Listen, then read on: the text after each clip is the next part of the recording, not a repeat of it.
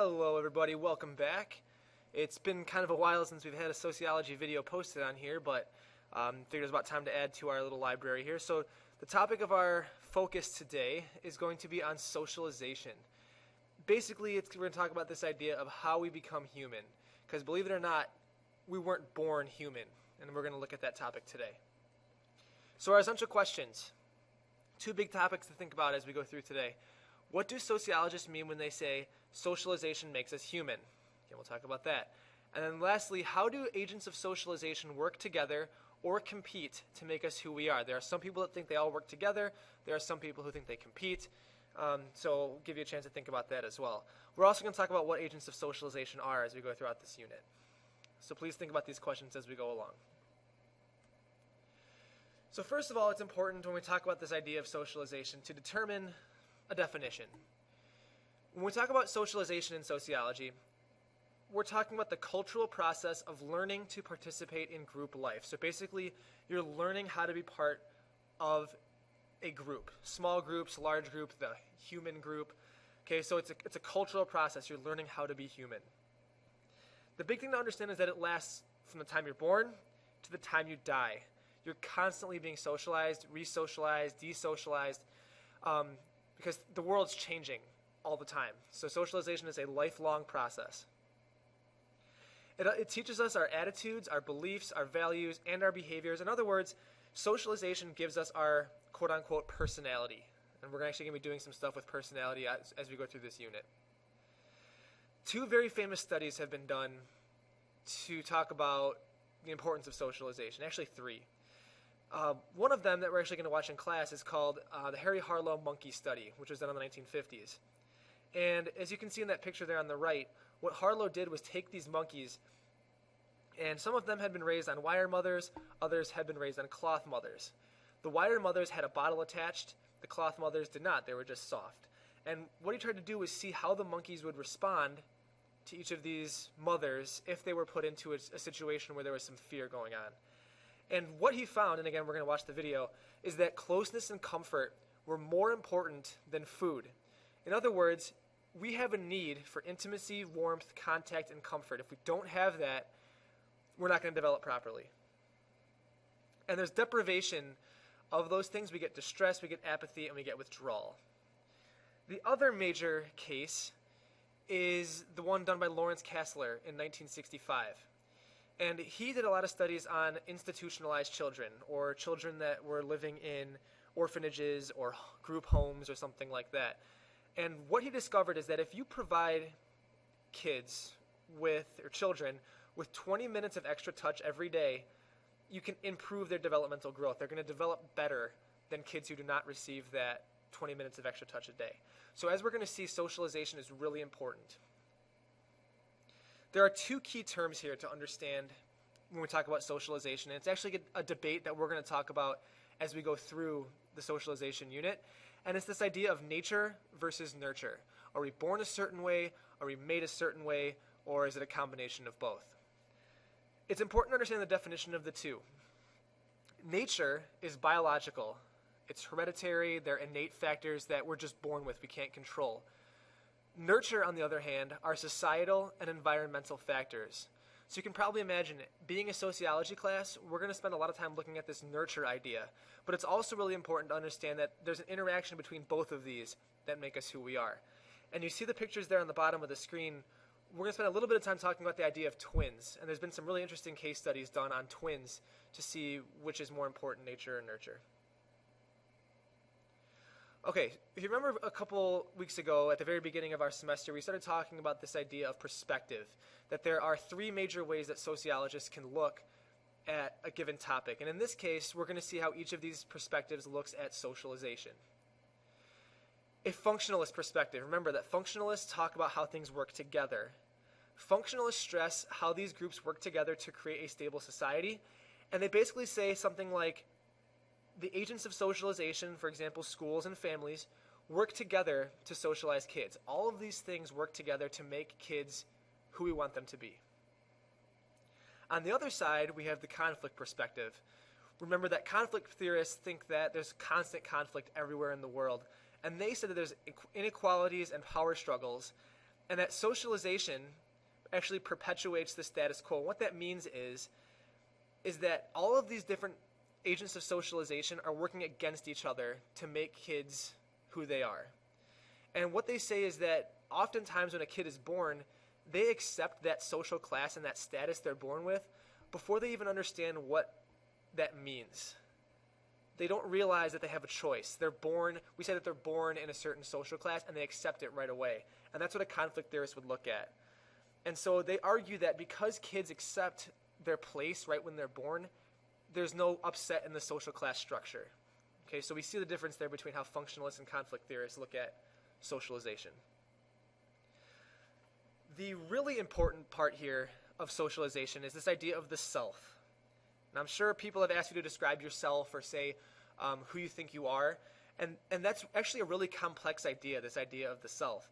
And actually, symbolic interactionists are the one that look at this idea. They say there's this symbol that we all agree on called the self. I have a self, you have a self, your parents have a self, teachers, whatever. And basically what that means is that we have an image that's separate from other people. We believe that we're somehow different than others. I'm Jim Plaza, you are who you are. That is the idea of the self. But the self, they argue, is created by other people, by socialization. And oftentimes that's done through role-taking or assuming the viewpoint of another and using that to shape our self-concept. This is a very key concept that we need to understand here. And it's called the looking glass self. If you take a look at these two pictures here, you can probably get an idea that the looking glass self, think of it as a mirror. A looking glass is a fancy way of saying a mirror. We have an image of ourself based on what we think others think of us. Now that sounds kind of confusing at first, but if you think about it, we're basically using other people as mirrors to reflect what they think of us. Okay, oftentimes that image is distorted. So if I see someone give me a weird look, I have this distorted image of what they think of me. If they frown at me, for example, I might think I'm smell bad or I'm ugly or something like that because of that reaction. If they smile at me or give me a little wink, across the room, that typically would mean that I would feel pretty good about myself. But we use those other people's reactions to us and our behaviors to see who we really are, and that's called the looking glass self. And here's how it works. Number one, we imagine how we appear to that person. We imagine the reactions of those others to our appearance, and then we evaluate ourselves according to how we imagine those people have judged us. So here's an example. Let's say, for example, I want to impress a classmate. I want to show them how smart I am. Okay, I study really hard. I read another section of the textbook just to make sure I have a lot of information. I watch some documentaries or something on TV. So I prepare really, really well because I want to impress this classmate. So I participate in the class discussion the next day, and I have an image of how I performed. I rocked it. I brought up all these great points. This person's going to be so impressed with me. Check it out.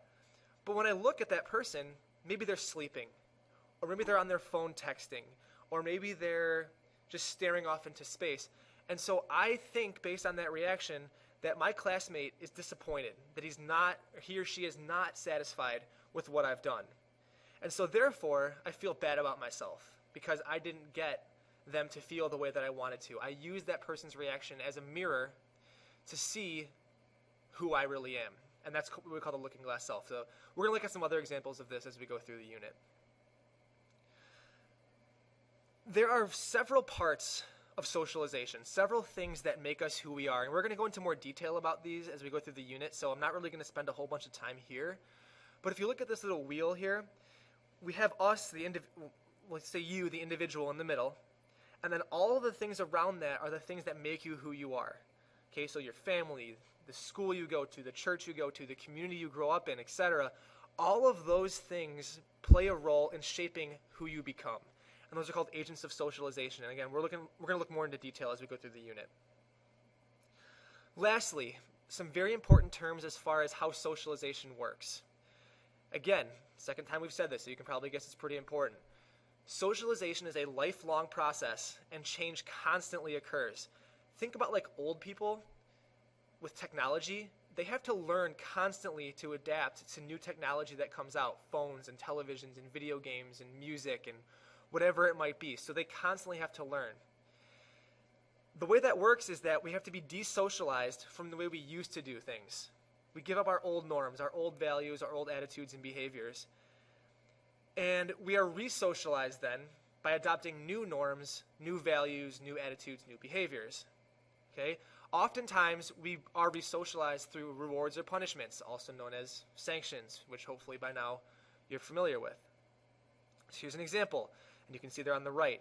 The U.S. Marines, or a first year at a military academy, you are completely desocialized. They take away who you were before.